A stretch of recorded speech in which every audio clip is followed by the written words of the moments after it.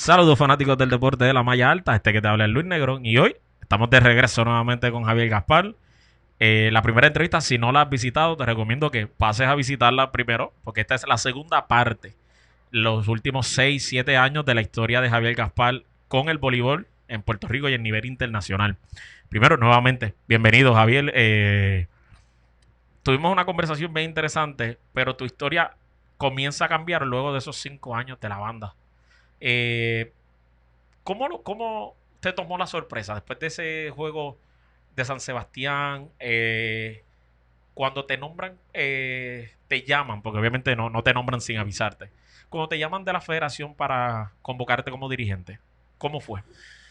Bueno, ahí es que hay el cambio, ¿no?, de presidencia. Ujú. Entra el doctor César Trabanco y sale el ingeniero Nelson Eso Pérez. para. Yo, bajo la administración de Nelson Pérez, pues había estado con el equipo nacional masculino. Ujú.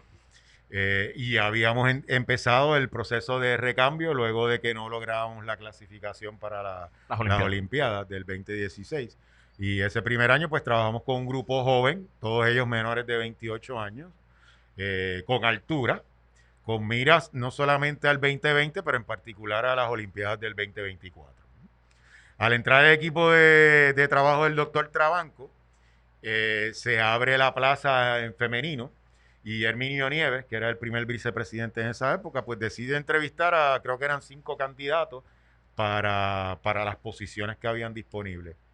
En mi entrevista, pues hablamos tanto, ¿verdad?, de mi visión con el equipo masculino, pero una de las preguntas que él me hace también es si me podrían considerar y si a mí me interesaría el puesto de femenino. Yo le dije que, mira, en realidad yo no tenía ningún problema, no tengo una preferencia, entiendo que puedo trabajar en ambos, tanto masculino como femenino, aunque sí, la mayor parte de mi experiencia ha sido en masculino.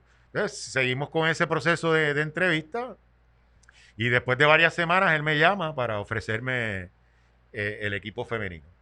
Ahí entonces lo que ocurre con Guaynabo es que para esa temporada se cambió el torneo y entonces iba a jugar en la misma fecha que había entonces los torneos de la selección femenina. Ok. Y aunque ellos estaban dispuestos, ¿verdad?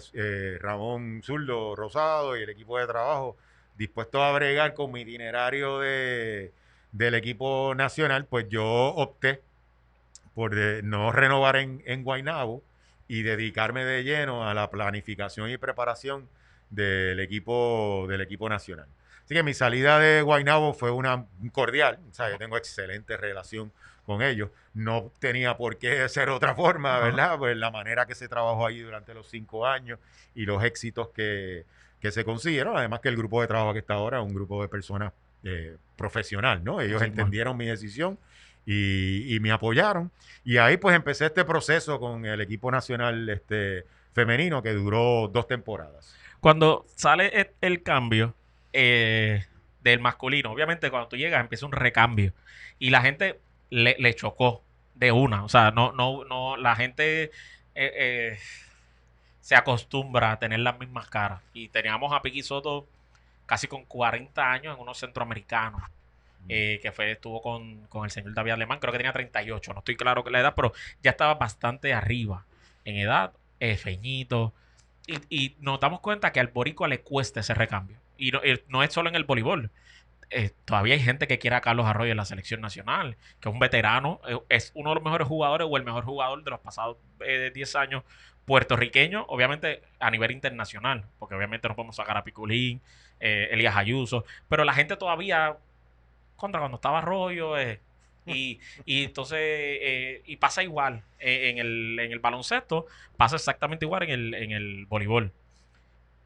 ¿Qué tan difícil fue para ti? Es porque sabemos que tú eres bastante activo en las redes sociales. Cuando la gente empieza a molestarse o a criticar, obviamente nosotros como coach a veces somos inmunes, pero leemos.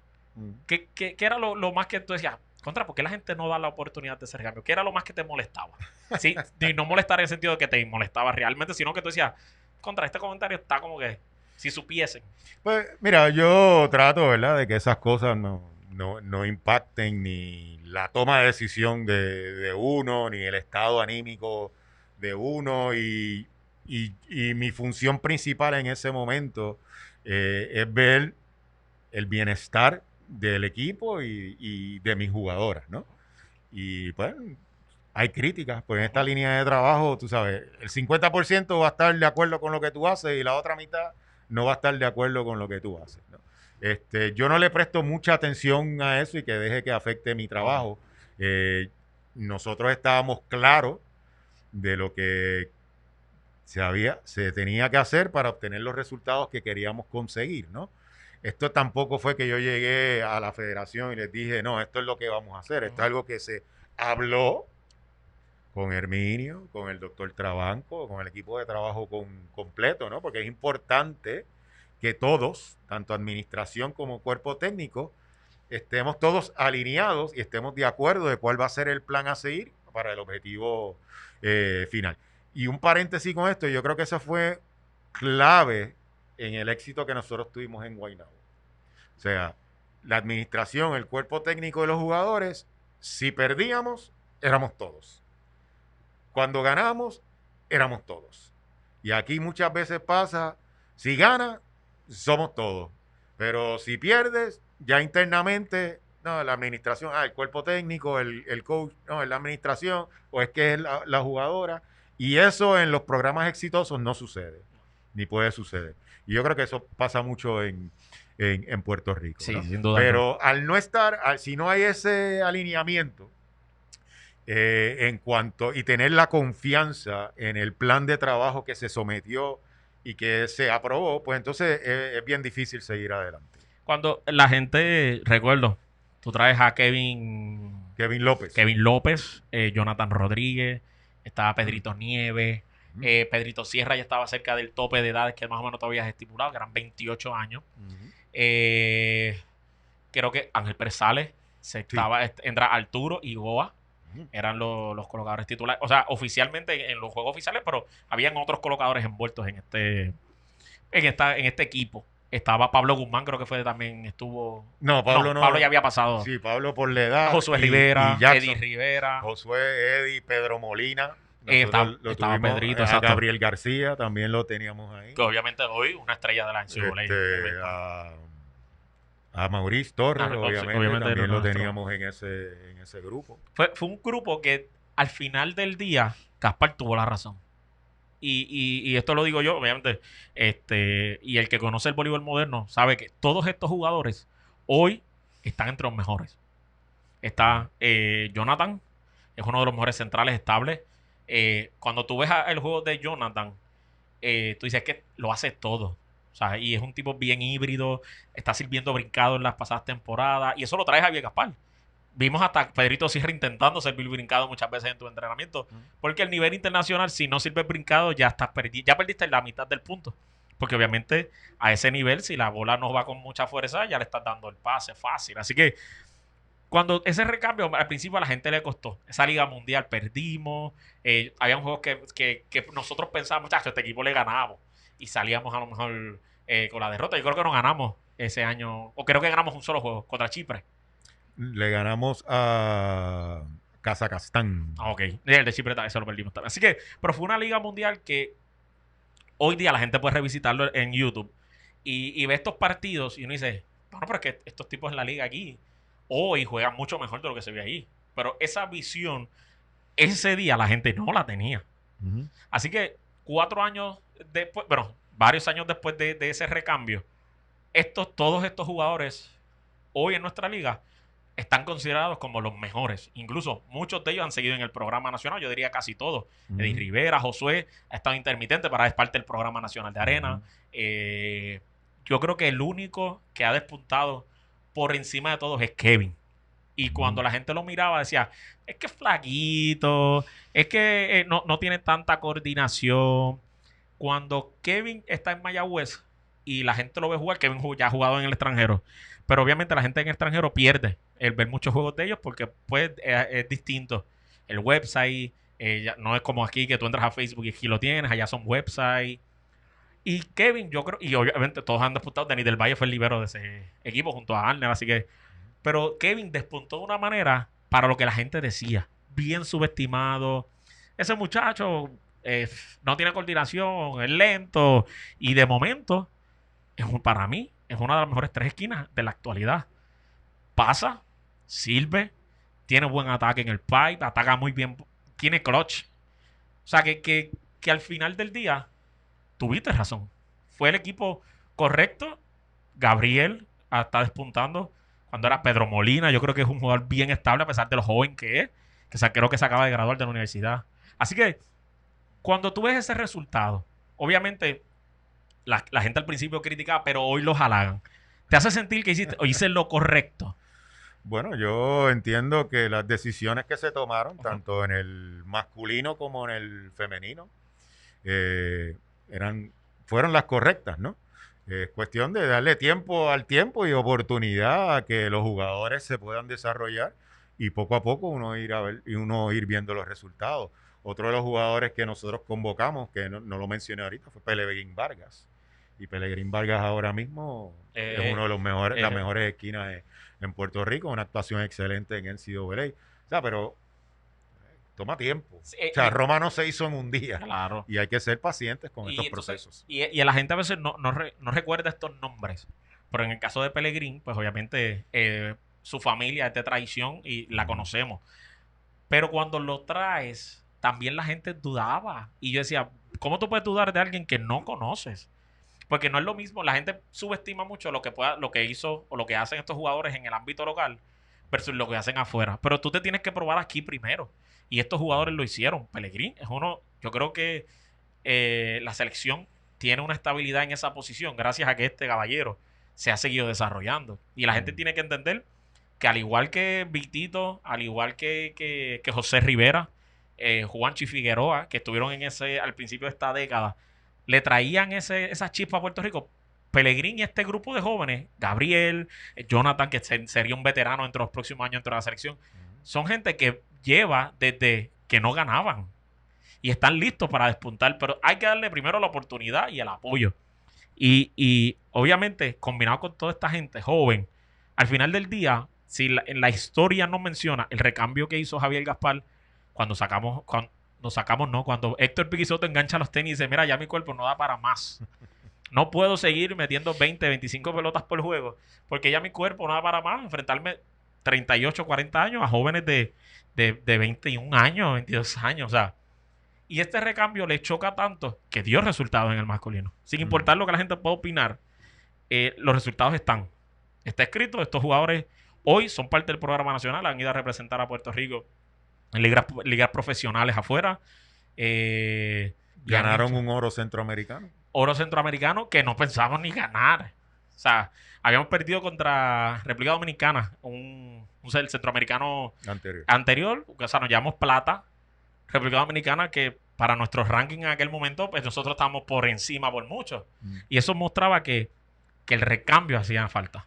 Y hoy ese es el resultado. Obviamente capitaneados por el mejor jugador actualmente de Puerto Rico, que es Mauricio Torres, que es uno de los jugadores más cotizados en el extranjero. Así que este recambio vio lo que mucha gente pensó que ibas a poder hacer con el femenino. Y ahí es que te llaman, haces el recambio, te lo ofrecen y Javier dice sí. ¿Cómo fue esa primera reunión con ese grupo? Porque ya todavía, para muchos, ya había sido bueno en la categoría, en la liga semiprofesional en Puerto Rico. Habías tenido un muy buen approach con la gente. La gente decía, Javier Gaspar es de los mejores entrenadores en Puerto Rico. Pero la selección femenina es como la perla de la federación. Y esto todo el mundo está claro. Esto es quien piense que tratan a los dos equipos por igual, se equivocaron. La perla de la federación es la nena. Y venían de una olimpiada. ¿Cómo lo ves? Cuando llegas, ese primer acercamiento, 6 jugadoras estelares se van. Sí. ¿Te tocaba el recambio sí o sí? Sí, no, yo siempre he dicho, ¿verdad? Que uno hace limonada con los limones que tiene. Sí, ¿no? Y hubo jugadoras que tomaron una decisión, ¿verdad? Después de muchos años y de jugar a un gran nivel defendiendo los colores de Puerto Rico, decían retirarse. Eso se respeta y se les aplaude por el esfuerzo y el compromiso que tuvieron con esta patria, pero la vida continúa. Entonces, uno como dirigente pues tiene que encontrar esas próximas 6 jugadoras que van a sustituir a estas grandes jugadoras que se fueron del programa. La primera reunión la hicimos en el Hotel Verdanza. Ok. Tuvimos un almuerzo allí, habían cerca de 24 jugadores allí que estábamos convocando para los entrenamientos. Herminio hizo una presentación. Y después pues yo hablé con las jugadoras para que ellas conocieran un poco de mí, ¿no?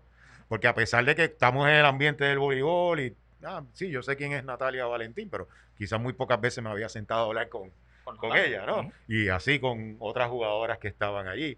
Y ellas pues pueden, quien se va, sí, mira, Javier Gaspar, el dirigente de los Mets y demás, pero no conocen Ajá. mi historia. Entonces, pues yo le hablé de las cosas que había hecho, dónde estudié, en escuela superior, qué posición jugaba, cómo llegó a Penn State, mis experiencias con el equipo nacional de Estados Unidos, donde cuando jugué profesional en España, ese tipo de cosas, mi vida profesional, mi vida familiar, ¿sabes?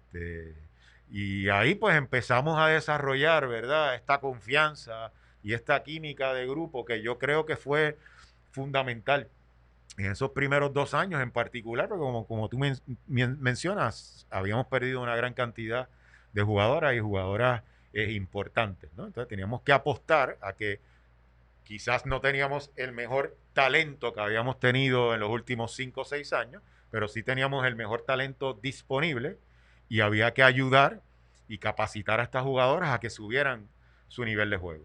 Y ese primer año, pues tuvimos un año, diría yo, que espectacular, ¿no? Con los resultados y la manera en que se jugó, ¿no?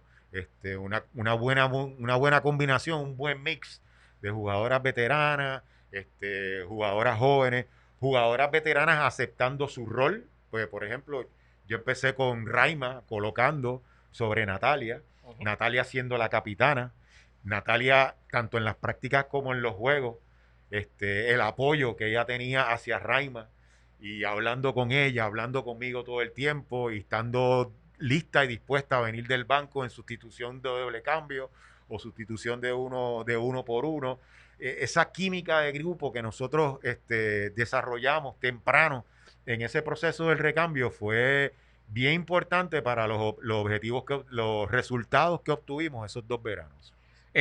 Cuando para que la gente vaya entendiendo un poco, las jugadoras que salen ese año fueron Alexandro Kendo, que fue central Mm. de la selección por muchos años. Yo creo que siempre se mantenía saludable los veranos para participar. Luego entonces empezaron a caer las lesiones y qué sé yo qué, y por eso fue que le pasó factura al final de su carrera, pero siempre estuvo disponible. Yo creo que fueron muy pocas las veces que se lesionaba con el seleccionado patrio. Mm. Obviamente, la salida de Sheila Ocasio por la suspensión, que esa no la contamos, pero obviamente al estar 5 años fuera era una de nuestras centrales más importantes.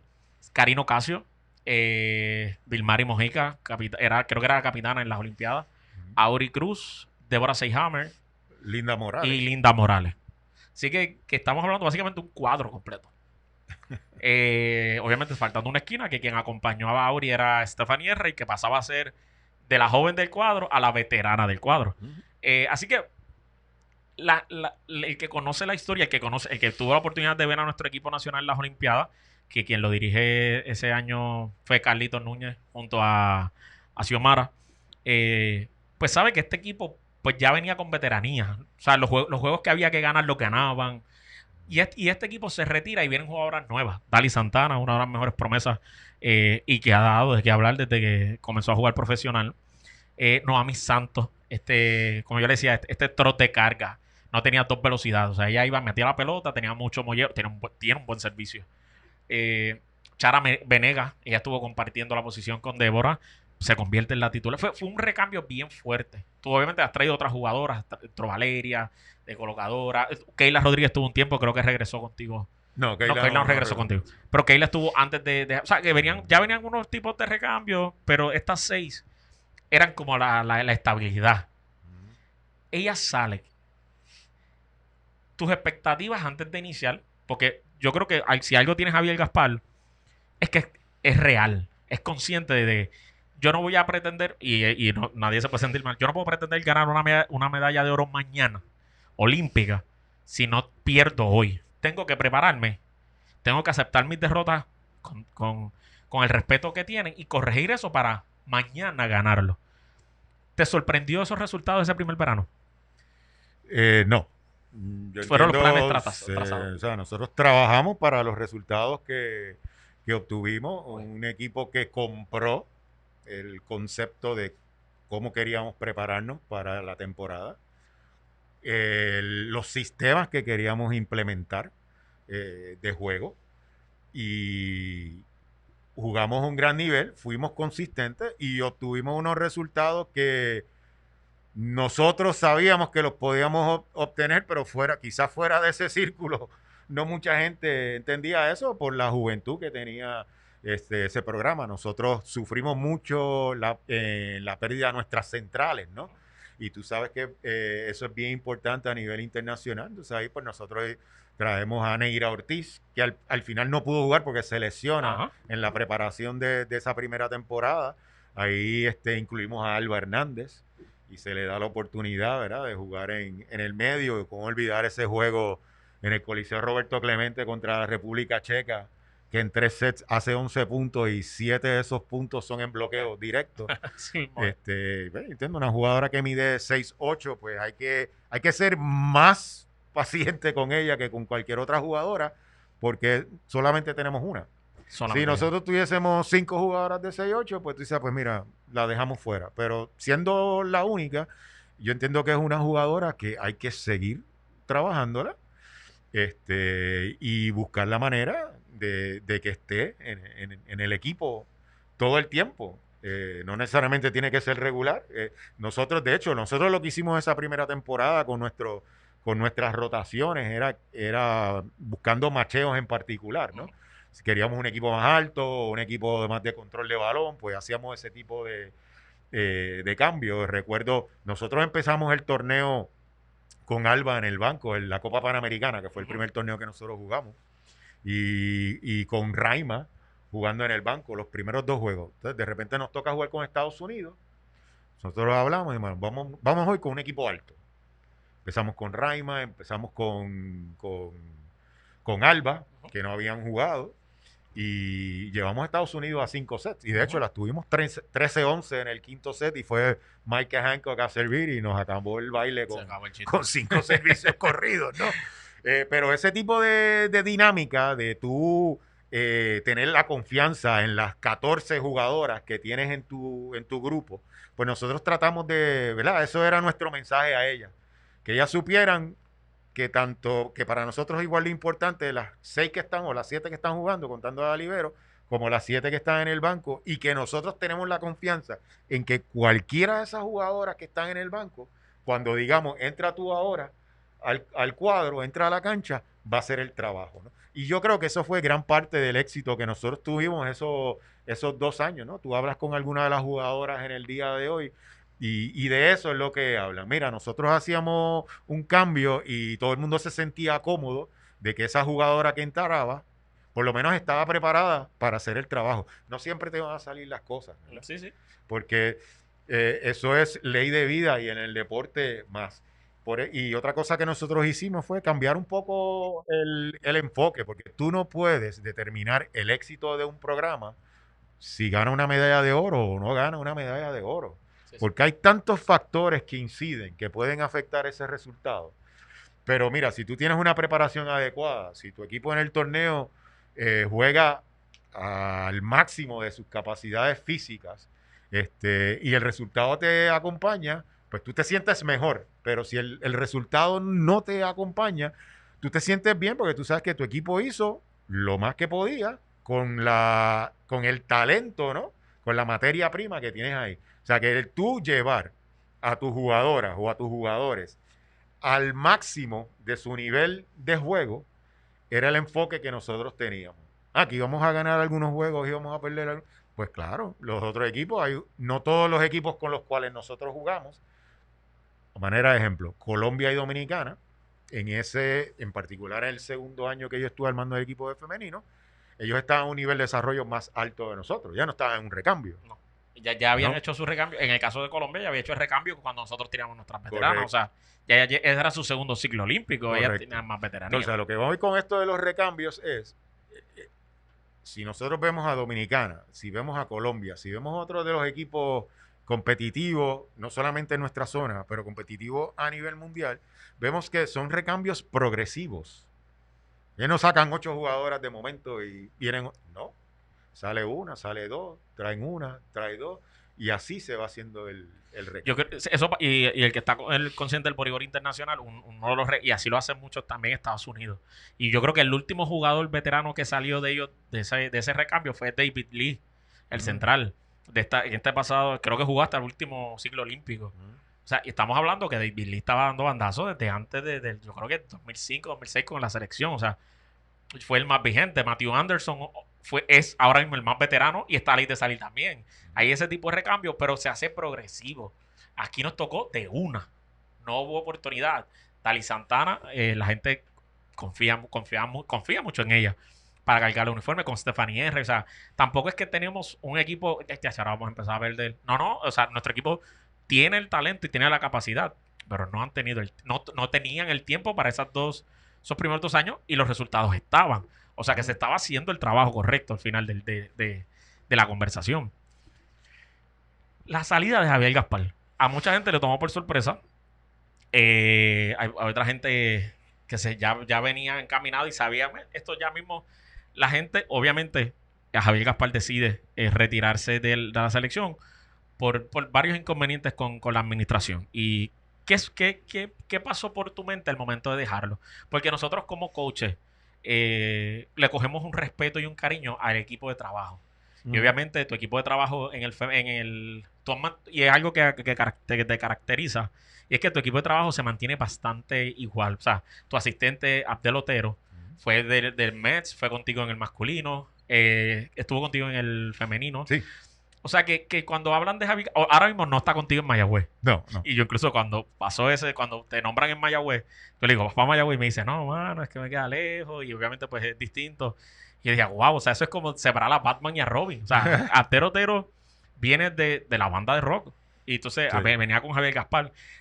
Cuando te separas de la selección, con los inconvenientes que tuviste, ¿qué sentías? O sea, ¿sabías que el recambio de entrenador iba a ser bueno? ¿O sabías que yo en lo personal ya no puedo con el empuje de las situaciones y aunque me duela como amante de la patria, es el momento de que yo salga? Mira, fue una decisión bien difícil.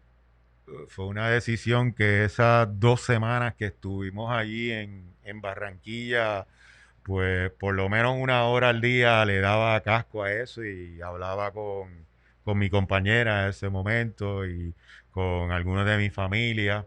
Me está pasando esto por la mente, tú sabes. Había la parte de que no quería hacerlo por la jugadora. O sea, yo entiendo que teníamos algo bueno, que íbamos por buen camino.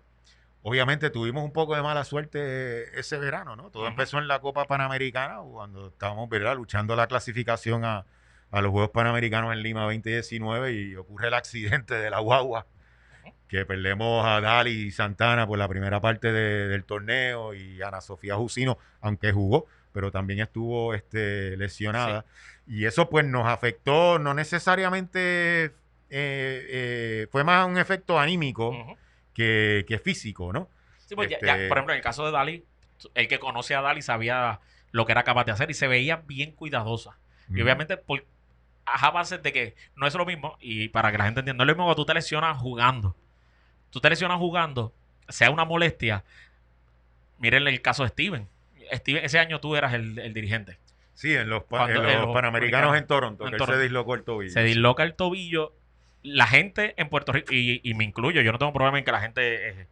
yo decía, mano, ahora el equipo se va a caer. ¿Sabes? Porque pues Steven traía la chispa, es un jugador... obviamente para los tiempos de Piki cuando entró, espigado, brazos largos, venía en ese recambio, venía yo creo que en su mejor momento a nivel internacional. Cuando esto pasa, digo, wow, aquí no se van a reponer la cara de todos. O sea, ver la cara de Javier cuando salía en las cámaras, de Ángel, sí, de Piki, o sea, perdón, de Piki. Piki estaba en ese equipo, sí. Y yo decía, wow, o sea, se va a caer y de momento, ¡pa! A Cuba. A Cuba. Y pasamos a una semifinal panamericana. Cuba Cuba. O sea, no piensen que eran los muchachos de decir, no, era la selección de Cuba. En ese momento era su selección mayor. Terminaron Osorio, clasificando a las Olimpiadas con ese claro. equipo. O sea, que cuando tú dices, no es imposible, pero Steven se lesiona y el equipo coge eso personal. No contra el jugador No. que invade. O sea, estos son accidentes que pasan en el juego. Es que fue el regalo cuando Steven llega al hospital, esas primeras imágenes que vemos a Steven con el grupo. Yo creo que la emoción, a pesar del dolor, de la frustración que a lo mejor pudo haber pasado en la mente de Steven Morales en ese momento, le ganamos a Cuba. Y en el caso de Dali y de Ana, no fue jugando. O sea, fue como que, mano, tuvimos ese accidente con la guagua y entonces ya estaba, Dali no estaba al 100% porque todos tenemos miedo de lesionarnos gravemente. Ana igual, y se vio el resultado. Obviamente, después Dali tuvo otra lesión en la cual estuvo tiempo fuera. Pero ese efecto dominó, o ese efecto anímico que vino de menos a más en ese verano,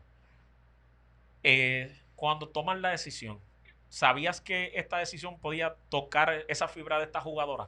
¿O tuviste una conversación previo a hacerlo público? Yo sé que no con todas, son 14 jugadoras. O sea, yo no hablé con Con la jugadora. No, lo que sucedió fue lo siguiente. Nosotros ganamos la medalla de bronce en Barranquilla. Ajá. Nos quedamos a ver el juego de la medalla de oro y después recibimos nuestras medallas, ¿no? Entonces, esto, se me paran los pelos contando esto, pues se acaba la ceremonia y tú sabes que a los coaches no le dan medallas en estos torneos. No. Entonces nosotros estamos en la cancha tomando fotos y grabando a las muchachas y yo estoy con Abdel y con Patricio Churny, que era nuestro preparador físico, aunque para ese torneo no fue como nuestro preparador físico, pero estaba allí con el Comité Olímpico. Okay, exacto. Y las muchachas vienen, y te digo, se me paran los pelos, 4 vienen donde mí, se quitan sus medallas y me las ponen. Lo mismo con Abdel y lo mismo con Patrick, ¿no? Y me emociono por eso, ¿no? Y eso es el mayor reconocimiento que tú puedes tener como dirigente, es ese, tú sabes, que tus jugadores, tus jugadoras en este caso, reconozcan el esfuerzo que tú has hecho. Y que ellas estaban conscientes que las decisiones que nosotros tomamos como cuerpo técnico era pensando en lo mejor para el grupo y que las diferencias que nosotros pudimos haber tenido con la administración del equipo nacional, con la Federación Puertorriqueña de Voleibol, era por defenderlas a ellas, ¿no? Porque estaban buscando lo mejor para que ellas estuvieran en una posición de dar el rendimiento y los resultados que el voleibol de Puerto Rico se merece. Mis jugadoras estaban conscientes de eso. En ese momento dije, wow, ya yo había tomado la decisión de que iba a renunciar y que sucediera algo así, pues fue bien impactante, ¿no? Y lo hizo más difícil. Pero ya la decisión estaba tomada. Después de eso, que estamos como una hora ahí entre las fotos y demás, regresamos al camerino. Yo la felicité nuevamente y ahí le digo, bueno, yo tengo que compartir una noticia con ustedes. Y les leí la carta de renuncia ahí. Casi no la pude terminar de leer, ¿verdad? Tenía al lado ahí, no, tranquilo.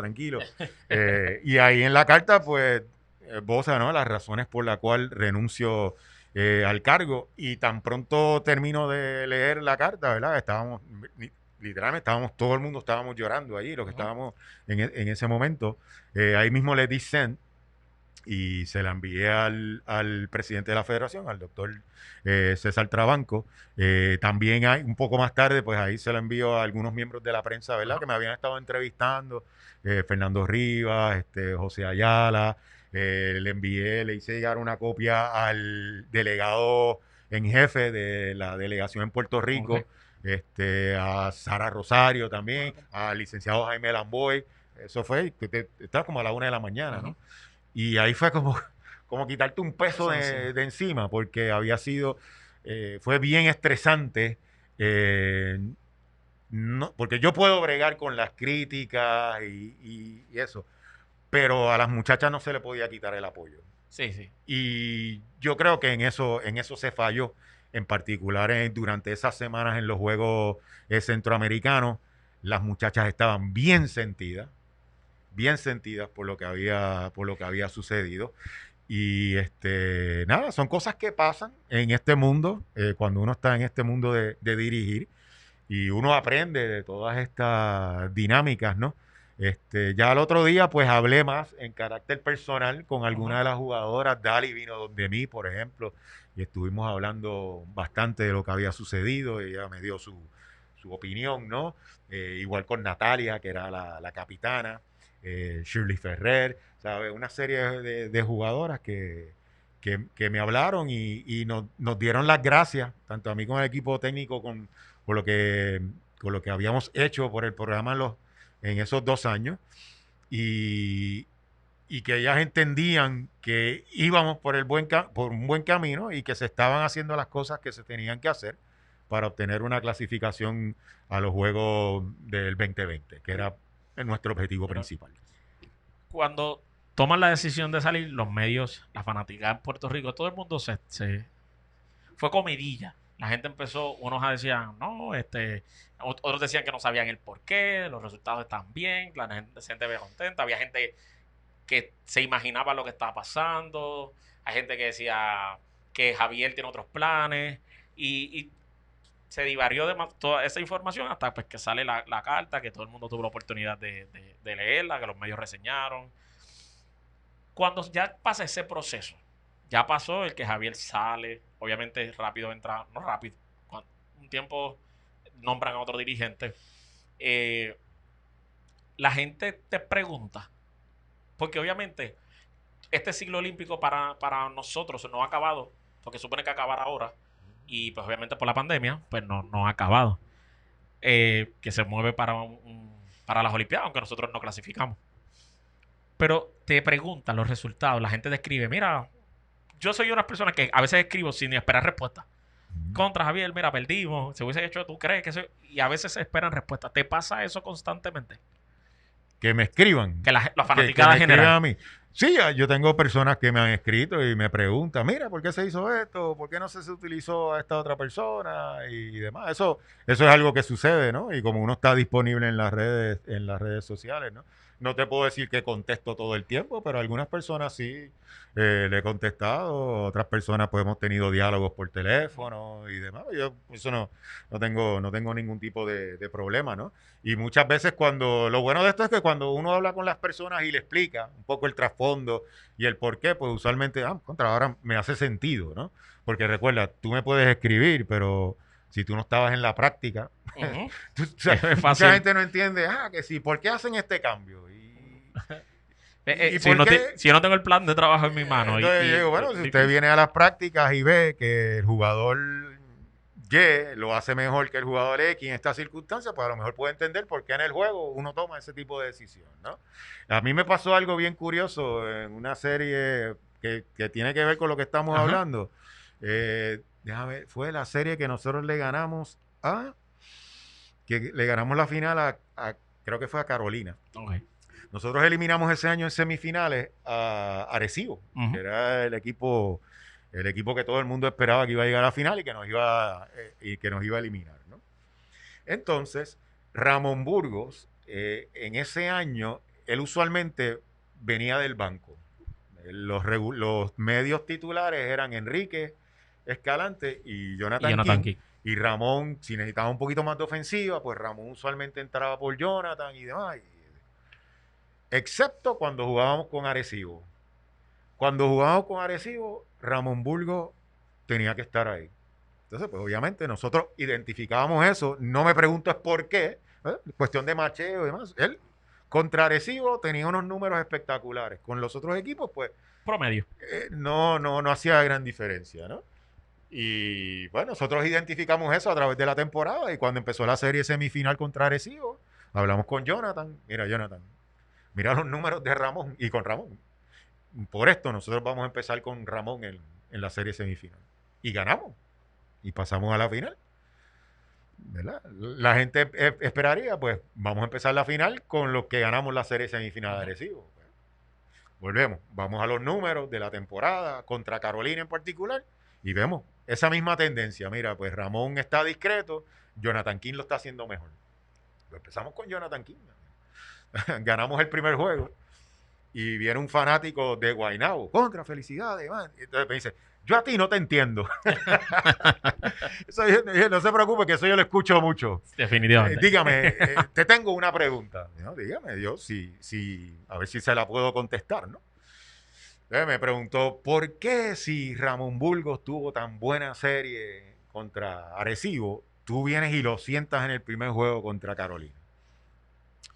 Entonces, lo que te acabo de explicar, Ajá. yo le dije, pues, mire, por alguna razón por la cual yo en ese momento no tenía la explicación, Ramón Burgos tiene unos números sobresalientes, espectaculares contra Arecibo, que amerita que esté en el cuadro, pero contra los otros equipos de la liga, pues King tiene mejores números.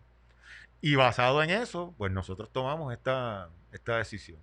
Y la persona me dijo, contra, yo no sabía eso. Y yo tengo información que quizás usted como fanático Claro. no tiene. Y muchas veces, pues, puede que las cosas no te salgan, pero las decisiones que se toman, pues, son estudiadas y tienen fundamento, ¿no? De datos, de números, ¿no? Y nosotros, por lo menos yo como coach, pues me dejo llevar mucho por eso, ¿no? Y siempre hay esa cuestión subjetiva y ese feeling Ajá. que uno puede tener, pero yo sigo mis números y nosotros establecemos unos objetivos y dónde debemos de estar por posición y basado en eso, pues tomamos ese tipo de decisión. Y a lo que voy con esto, a la mayoría de la gente que yo he tenido la oportunidad de hablar y hemos tenido esta dinámica, pues lo entienden. No necesariamente van a estar de acuerdo, pero por lo menos saben que es algo, que es una decisión fundada en hechos, en datos Ujú. reales. Obviamente, ya para Puerto Rico, el año olímpico en ambas ramas acabó. Solamente tenemos esperanza en la arena. Obviamente, pensando en las Olimpiadas del próximo año, si esto de la pandemia se Si se arregla. dan, sí. Así que si se dan, si no, me imagino que se cancelarán y brincan para los próximos 4 años, porque obviamente ya vienen los eventos regionales, continentales y este tipo de cosas por los próximos años. Cuando se elimina el equipo, que perdemos la oportunidad de ir a las Olimpiadas, el dirigente renuncia. O sea, básicamente tú estuviste 2 años y el dirigente estuvo 2 años, 2 veranos cada uno. ¿Te sorprendió? Obviamente empieza un ciclo olímpico otra vez sin dirigente. Cuando sacan a Carlitos o él renuncia, Carlitos Núñez, comenzamos el verano otra vez sin un dirigente. Aunque lo fuéramos a cambiar, hay algo para comparar.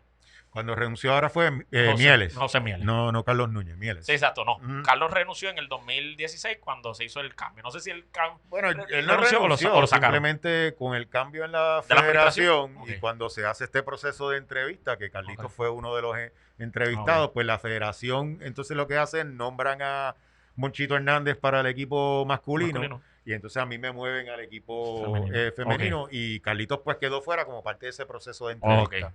Ok, pero entonces hacen ese cambio y ahora mismo no hay una vara para medir. Y obviamente esta administración repite. Si mañana te llaman, ¿regresas con el seleccionado patrio o no hay opciones por los próximos 4 años de regresar a dirigir nuestra selección en cualquiera de ambas ramas? Sí. Bueno, la gente hablando se entiende, ¿no? Ajá. Pero yo lo veo bien difícil porque es la misma administración y no creo que en 4 años hayan cambiado, ¿verdad? Su visión, ¿no? De que no solamente es un recambio, pero tiene que ir acompañado de resultados en todo torneo. O sea, esto es como los fanáticos del Real Madrid y el Barcelona, ¿no? Ujú. No solamente tú tienes que ganar, tienes que dar espectáculo. Pero el Real Madrid y el Barcelona tienen los recursos, Ujú. Nosotros no. ¿verdad? Para inyectar a los programas y tienen los jugadores todo el tiempo. Nosotros no. Nosotros tenemos que ver con nuestra realidad y con nuestras expectativas. Nosotros tenemos un buen programa a nivel femenino, ¿no? Y incluso las clasificaciones olímpicas, entiendo yo, son más reales a nivel femenino que a nivel Sin duda masculino. alguna. Porque ahora mismo a nivel mundial, o sea, el nivel es mayor en masculino que en femenino. Lo dice el ranking. Y yo puedo entender, ¿verdad?, que nuestro enfoque sea hacia el equipo femenino si queremos obtener ese objetivo de la clasificación. Pero tampoco es un proceso fácil y yo dudo mucho que las circunstancias que se dieron para la clasificación para el 2016 se vuelvan a repetir, ¿no? Sí. Pues no es por quitarle mérito, ¿no?, a lo que se hizo a las Olimpiadas del 2016, pero sí se dieron unas circunstancias que salimos favorecidos, ¿no? Que si quizás si eso no se daba, no hubiésemos clasificado, ¿no? Pero se clasificó. Ahora, pretender que tenemos que clasificar Olimpiadas tras Olimpiadas porque se clasificó para una, sabiendo la realidad de nosotros como país a nivel económico, que eso hay que reconocerlo. Al doctor Trabanco le ha tocado vivir una época como presidente de la federación que ningún presidente anteriormente había tenido que vivir, y eso hay que reconocerlo, y sabemos que él de su bolsillo ha tenido que invertir mucho dinero para que los programas nacionales se mantengan, ¿no? Y él es un hombre del voleibol que le ha dado su vida al voleibol.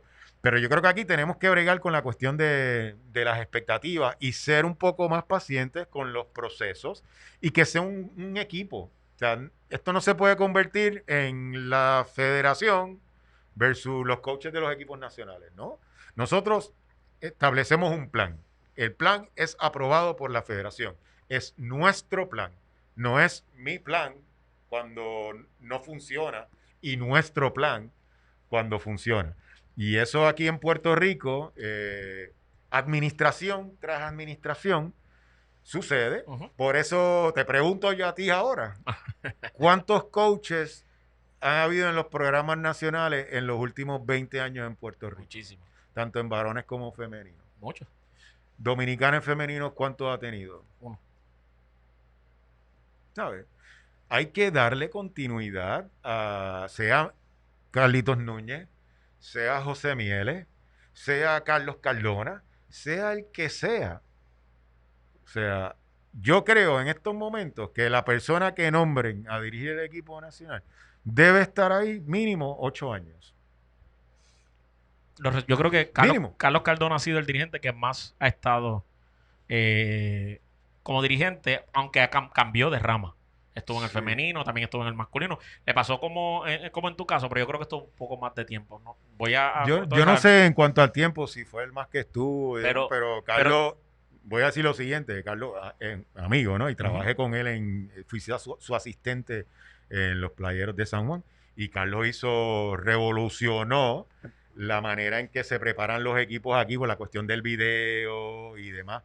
Y no es porque los coaches puertorriqueños no estuviésemos al tanto de eso, porque esa tecnología existía. Yo entiendo que la diferencia, y ahí volvemos a lo mismo que hablamos de tiempo completo a tiempo parcial, entre un coach extranjero aquí en Puerto Rico, como pudo haber sido Cardona, como fue el que vino en San Sebastián, Gordon, Mauro Grasso, a diferencia de, pues, en mi caso en particular, José Mieles, Carlos Núñez, Monchito Hernández, es que nosotros trabajamos y ellos pues tienen todo el día para estar viendo videos y entrenando equipos por la mañana y demás.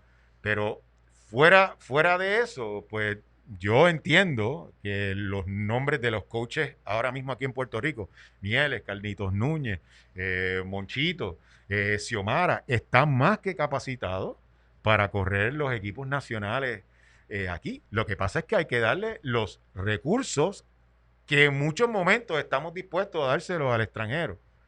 Porque aquí ninguno de los coaches que ha estado en el equipo nacional se le ha tratado como se le ha podido tratar a coaches que han venido de afuera. Entonces sería interesante que los mismos recursos que pudo haber tenido Carlos en su momento los pueda tener Carlos Núñez al mando del equipo nacional femenino, o Xiomara Mulero, que tú le puedas decir a Xiomara, mira, Xiomara, vamos a conseguir una licencia de la universidad por estos próximos 4 años, ponle, si eso es algo que se puede hacer, y tú te vas a dedicar a esto. Y ver qué pasa. Yo creo que eso es bien interesante porque el tiempo completo que tiene nuestros dirigentes es tiempo que pasan analizando sus juegos. Y a veces, como dice Javier, en el caso, y usamos de ejemplo a Xiomara, yo creo que es una de las personas que la gente más está al tanto de lo que hace, porque es head coach en la LAI, es head coach en superior, más tiene su trabajo. O sea, y entonces es complicado cuando tú tienes que trabajar y mientras tú te estás trabajando esas primeras 2 horas de la mañana cuando te levantas para trabajar y las próximas 2 horas cuando sales, no hay mucho que pensar, ya estás cargado, estás trabajando, cansado y cuando vienes a lo mejor llegas a tu casa que te relaja, empiezas a pensar mientras, como dice Javier, hay otros entrenadores que pasan todo el día analizando lo que tú tienes que analizar en 3 horas. Sea ver video, y no es fácil. La gente piensa que es como que darle play al juego y verlo y ya. No, uno tiene que tomar nota, uno da pausa, uno da para atrás. Quiero ver cómo se movió, la velocidad, ese tipo de cosas. Ver el video no es tan fácil como darle play a un juego. Así que yo creo que estos próximos 4 años, y yo lo dije tan pronto, digo, no había hablado sobre lo de que Trabanco repetía, pero yo lo había dicho. Es importante las decisiones que se tomen sean para el bien y prolongadas. Y no por los resultados inmediatos y a la ligera. El voleibol en Puerto Rico está pasando en un momento que la liga femenina estaba en crecimiento de lo que había decaído, pero era a base de eso, de que nuestras jugadoras estaban mercadeándose ellas. La gente tiene más oportunidad de acercarse, de hablar, la gente va a los juegos porque fulana de tal está, Auris regresa a Trujillo, Trujillo tiene una buena asistencia. Trujillo es un pueblo que yo vivo en Trujillo Alto y es un pueblo fantasma. Allí no hay nada. Allí no hay nada. Allí solamente que era lo único que tiene el Festival del Macabeo y el Maratón de la Recostado. Fuera de eso, y el trujillano no era de apoyarlo. Y ver el Coliseo Rubén Sayas lleno, noche tras noche. Y lleno me refiero a que creo que tiene capacidad de 3,000 personas. Y mínimo en una noche de un miércoles, que tuve la oportunidad de ir, había 1,000 y pico de personas. Y te decías, ¿dónde me parqueo? Había policía, te podías parquear en las aceras. Era un desmadre total para ver un juego de voleibol en Trujillo Alto. Así que es bien interesante lo que dice Javier y es algo que tiene que considerar, sea el dirigente que vayan a poner, sea quien sea. Tienen que darle la oportunidad, creer en el plan como pretenden ellos que la fanaticada, los padres, los atletas, los clubes, los coaches de categorías menores crean en el plan que ellos tienen para hacer que la federación regrese a no estar en déficit económico, a no tener que trabajar pro bono, a no tener, porque el trabajar pro bono es parte de lo que está hablando Javier. En el caso de los dirigentes tienen que trabajar para a lo mejor poder subsistir económicamente con su familia y sus cosas, pero también tienen que trabajar para la selección y eso le pasa a estas personas que trabajan pro bono. Tienen que trabajar y le están dando medio tiempo a lo que la federación tiene. Así que yo creo que la recomendación de Javier es sincera, siempre velando por el bien del deporte. Hay que darle tiempo y creer en el programa por más de 4 años. Y eso no va a cambiar. Y no es que nosotros, por lo menos el tiempo que yo estuve en la selección, sí, había una remuneración por nuestro trabajo. Y yo no estoy diciendo de que si era alta o era baja, pero yo creo que debemos de la persona que sea, si va a ser una persona aquí de Puerto Rico, debe poder estar a tiempo completo con la persona que sea para femenino con femenino y la persona que sea para masculino con el equipo masculino. Y ver de qué manera eso se puede hacer, si se puede hacer, ¿no? Pero yo entiendo que aquí tenemos hay gente capacitada que sabe y que entiende lo que hay que hacer para obtener los resultados que queremos obtener. Es cuestión de que se le dé la oportunidad y como tú has bien dicho y yo he dicho, ¿verdad? En todos los foros que voy, pues tenemos que confiar en el proceso y ser pacientes con esto. Roma no se hizo en un día. Y dentro de ese trayecto tú vas a tener tus altas y bajas. Lo importante es que cuando uno lo mira, en función de tiempo, esa tendencia siga ascendiendo en cuanto al nivel de juego hasta que lleguemos a donde queremos llegar. Cuando sales de la selección, para ir culminando, Indias de Mayagüez trae a Javier Gaspar. Mucha gente pensó que el día que renunciaste regresarías a los Mets de Guaynabo, pero no ha sido así. Tuvimos la oportunidad y he hablado con Ramón en muchas ocasiones y me dice, primero, está invicto. Mi dirigente está invicto, que es Huicho Aponte, no hay por qué hacer el cambio. Y entonces yo le digo, pero la gente ama a Gaspar. Y él le dice, sí, pero que los resultados están. Y poco a poco, Huicho, que es bastante parecido, que incluso Ramón nos comentó que entre los nombres que Javier recomendó cuando presenta su renuncia a los Mets de Guaynabo, o sea, no revalidar el contrato para el próximo temporada, uno de los nombres que no mencionaste, ha sido el de Huicho. Y la gente se quedó como que, ¿y ahora? ¿Dónde vamos a ver a Gaspar? Y de momento, las Indias en esta pasada campaña te llevan a Mayagüez. ¿Cómo te sientes? Obviamente, primero Mayagüez, tú eres del área sur, del área este. Yo soy de Río Piedra, Ok, pero la familia de mi papá es de Mayagüez. ok. O sea que tú, de estar en el área metropolitana, básicamente mudarte de alguna manera u otra, porque sabemos que Javier Gaspar, aunque tiene su trabajo, es bien dedicado. O sea, tú pasabas más tiempo en las canchas y en tu trabajo que en tu casa Eso es durante cierto. la pretemporada. Y el que conoce lo sabe. A veces, cuando yo trabajaba con los Mets, a veces yo decía, oye, práctica otra vez, mañana hay práctica otra vez. Cuando descansan. So, vas a Mayagüez, regresas a la Liga de Puerto Rico. ¿Cómo te sentiste? Porque Ok. obviamente ya habías estado un tiempito fuera. Mira, te puedo decir lo siguiente. Después de ese verano del 2018, y de hecho yo se lo comenté a la jugadora, que yo entendía que no iba a dirigir más en Ok. Puerto Rico superior ni en los equipos nacionales, ¿no? Iba a dedicar mi tiempo a mi familia, a Ujú. mi hijo, ¿no? O sea, de verlo crecer, verlo jugar baloncesto, que es lo que a él le gusta Ajá. ahora, ese tipo de dinámica, ¿no? Eh, Recibo una llamada de la gerencia de las Indias de Mayagüez para ver mi disponibilidad para dirigir. Dije que no.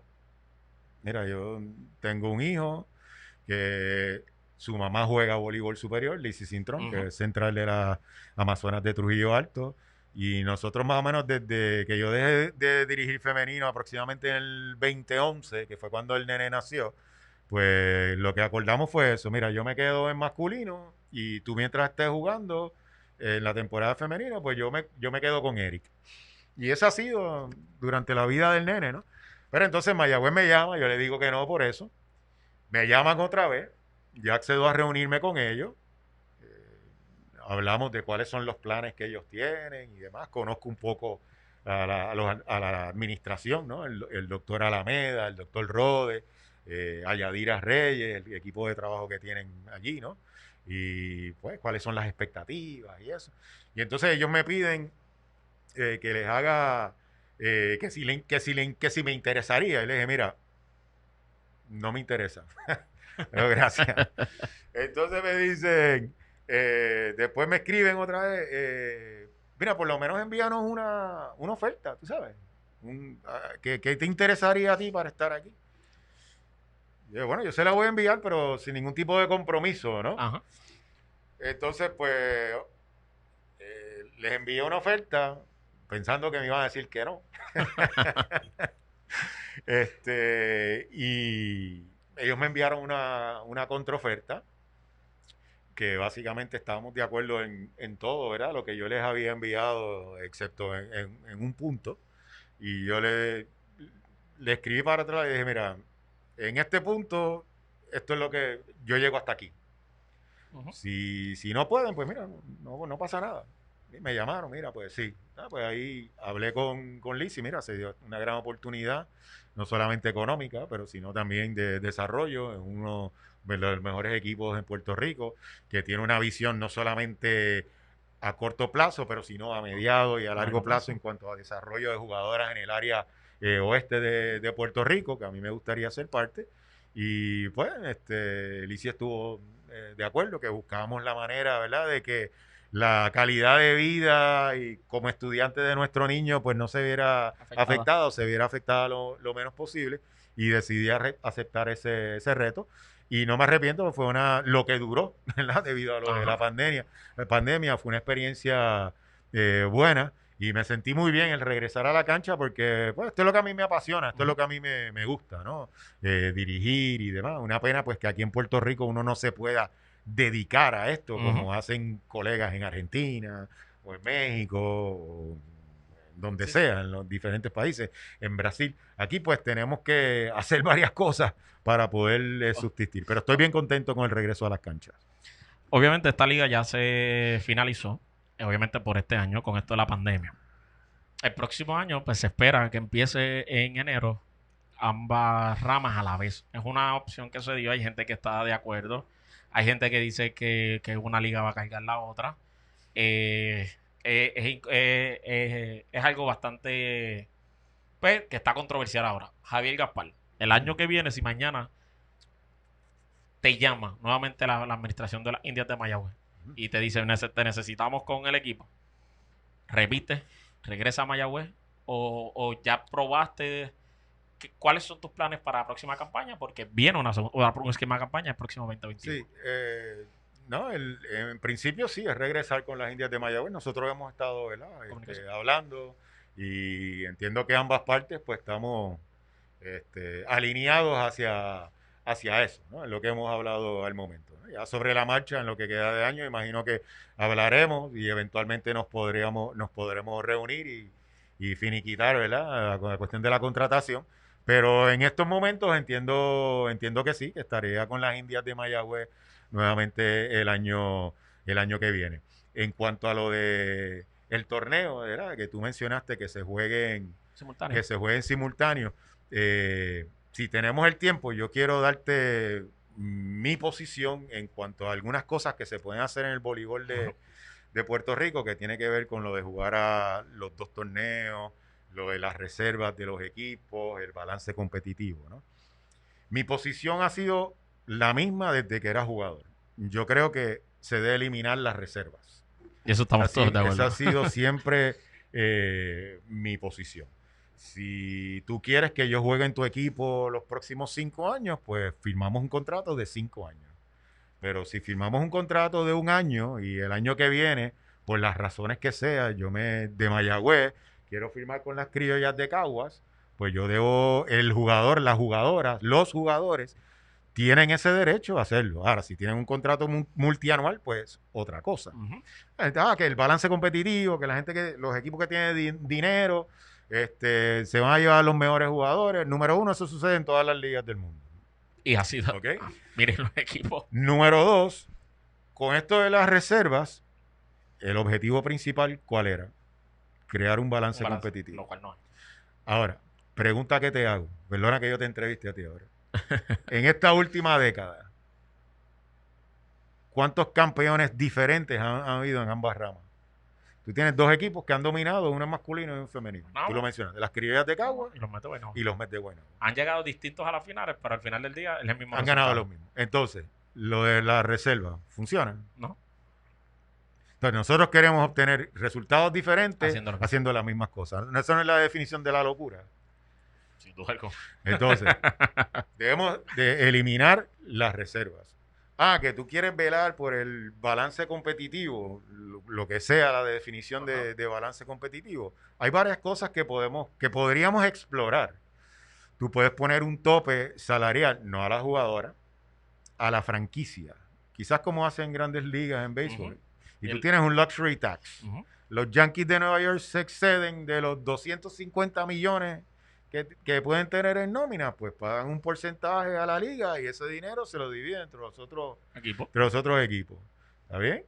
Eso es algo que se puede hacer, claro, sin afectar el movimiento de jugadores y jugadoras a los equipos que ellos se quieran ir.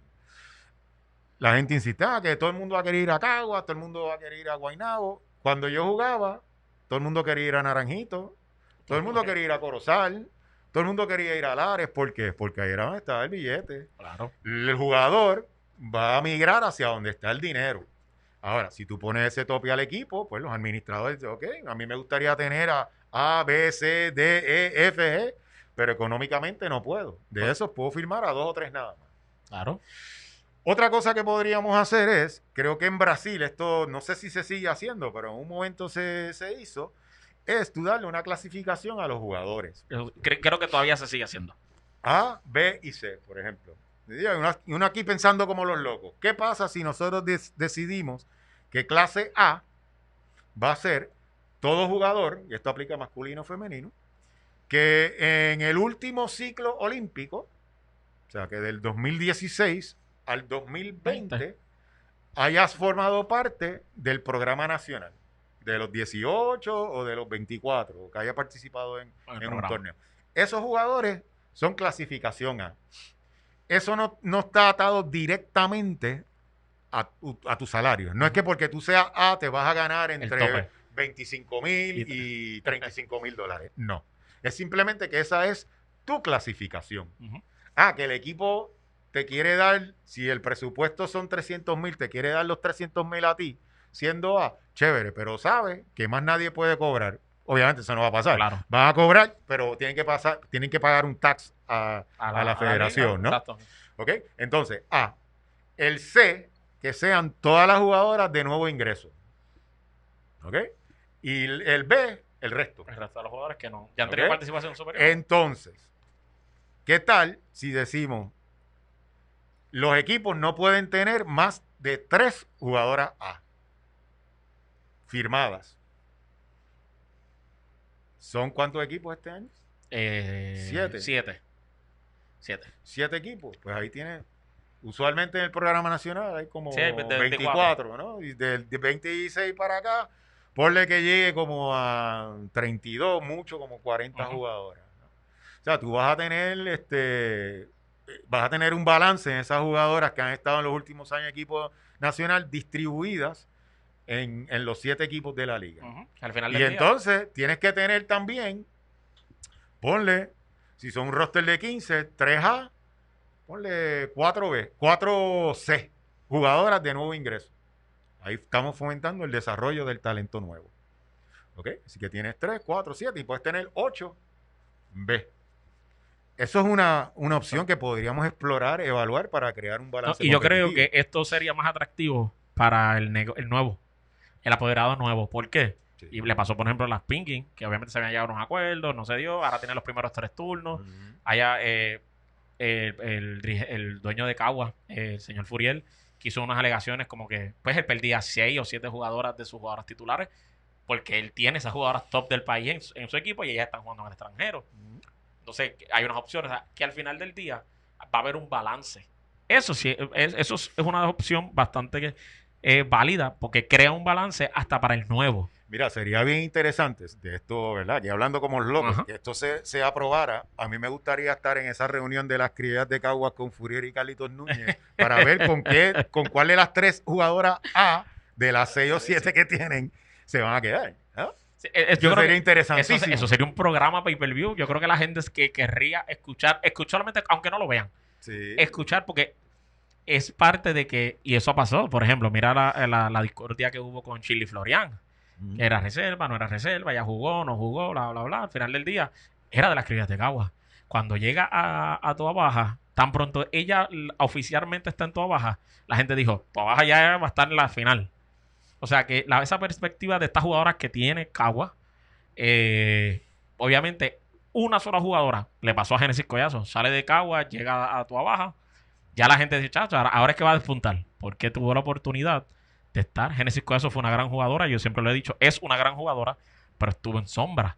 Está en uno de los mejores equipos, Sí.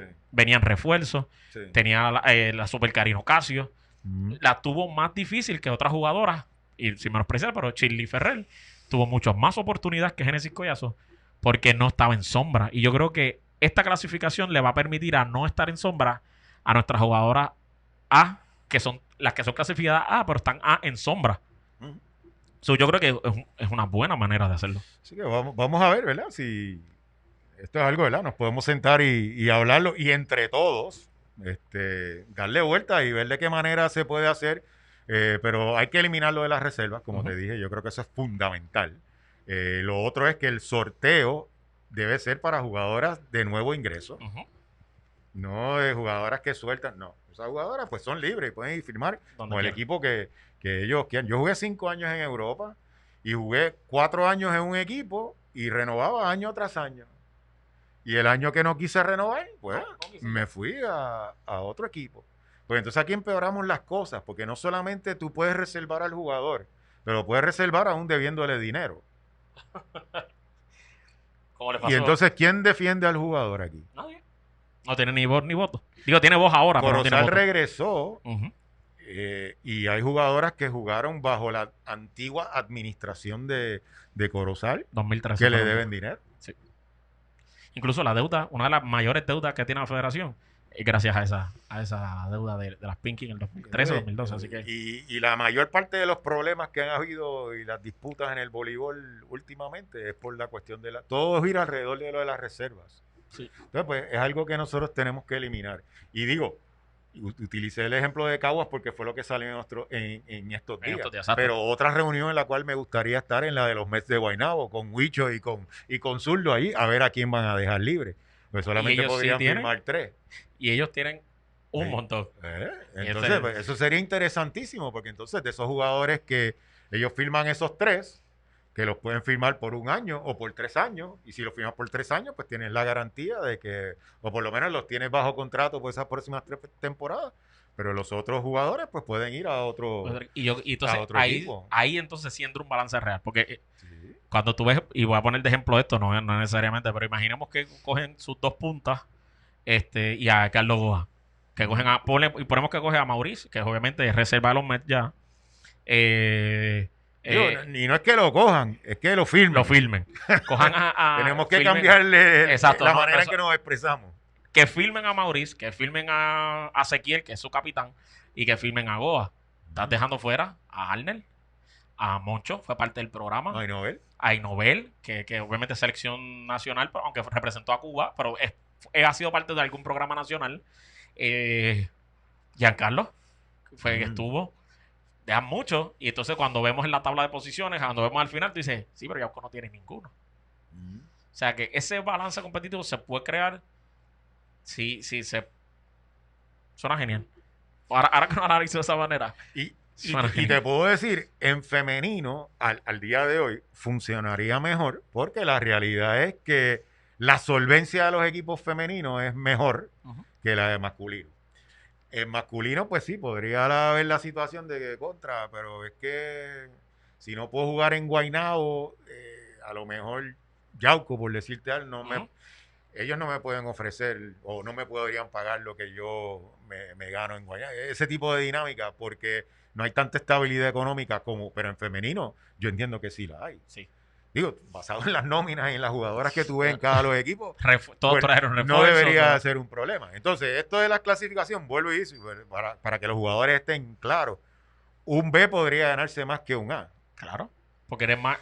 Porque el hecho de que tú seas A no significa que tú vas a estar en una escala salarial mayor, ¿no? Ya después uno entra en las negociaciones con la administración para firmar sus contratos dentro del tope salarial por equipo, no tope salarial al jugador, ¿no? Yo creo que eso sería interesantísimo. Los nativizados deben de estar en el grupo A también. Claro, yo creo que no lo mencioné ahorita, porque la mayoría de ellos son jugadores que han estado en sus programas nacionales. Rangel, Inobel, Nino, para otros tiempos, Florian, Shirley Florian. Pues esas jugadoras pues también deberían estar incluidas y sería interesante hacer ese ejercicio, a ver qué pasa. Yo creo que podemos hacer ese ejercicio. Podemos traer, a ver que cuando puede sacar otro ratito. Y vamos a traer los rosters, vamos a encargarnos de buscar los rosters a la producción. Vamos a hacer esa dinámica. Vamos a hacer esa dinámica con ambas ramas, algo rapidito. Pero suena interesante. Yo creo que la federación debe empezar a escuchar a la gente afuera. Yo sé que ellos a lo mejor sí han escuchado, pero no lo ven viable por muchos apoderados que no a lo mejor no quieren. Pero yo creo que tendríamos más equipos. Habría más gente que se atrevería a correrse riesgo porque hay talento que yo puedo reclutar y que mi equipo no va a ser todo el tiempo el de abajo. Y eso pasa con los equipos que cuando pasan 2 años y son los últimos, desaparecen. Sí. Así que, bueno, Javier, yo creo que se nos queda corto esto. Quiero darte las gracias por haber sacado este tiempo. Así que esa dinámica prometo a la gente que la vamos a hacer. Vamos a traer otra vez a Javier Gaspar más adelante en el año y vamos a hacer esa dinámica mucho antes de que comience la fecha de sorteo y todo esto para que la gente más o menos pueda entender esa filosofía. Así que, Javier, gracias. La gente, ¿dónde te puede seguir en las redes sociales? Si te gustaría que te siguieran en las redes sociales. Yo tengo mi página en Facebook, ¿no? Yo posteo mis cositas ahí. Mucha gente me escribe. No necesariamente a todos les puedo contestar, pero a Javier Gaspar Concepción, ahí me pueden escribir un mensaje y yo, pues, usualmente trato de contestarlo, ¿verdad? La mayor cantidad de mensajes. Y nada, yo creo que lo importante, independientemente, ¿verdad? de las posturas y de las opiniones de uno.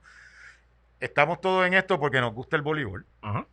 Y de las diferencias que podamos tener. Estamos todos en esto porque queremos echar el voleibol para adelante y que sea un torneo competitivo, tanto el masculino como femenino.